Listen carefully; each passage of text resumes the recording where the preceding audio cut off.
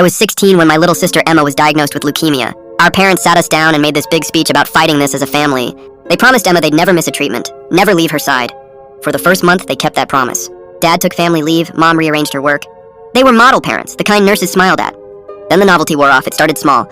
Dad would be running late to appointments. Mom would have just this one work emergency during Emma's chemo. Soon, I was the one sitting beside my 12-year-old sister while poison dripped into her veins. I'd hold the basin when she vomited, stroke her back, and tell her Mom and Dad were on their way. They rarely were. By month 3, I was learning medical terminology, discussing treatment options, and sleeping in hospital chairs.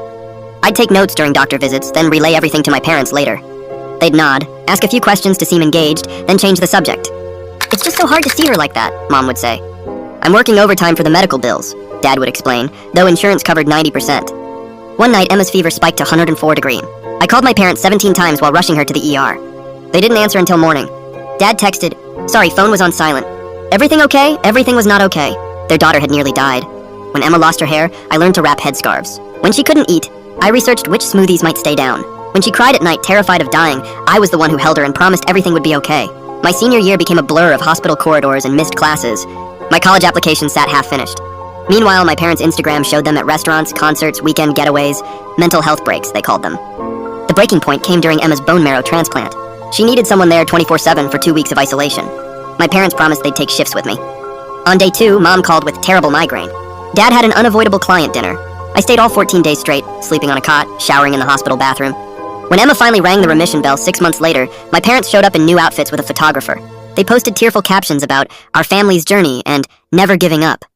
The comments praised their strength and dedication. That night, I found Emma crying in her room. "What's wrong? This is good news," I said. "They're acting like they were there," she whispered. "But they weren't, you were." After Emma recovered, I graduated and moved out immediately. I took a job instead of college to save money. 6 months later, I filed for legal guardianship of Emma. My parents were shocked, genuinely confused why I would tear apart our family after we'd all been through so much together. The judge reviewed Emma's medical records, noting who had signed every form and attended every appointment.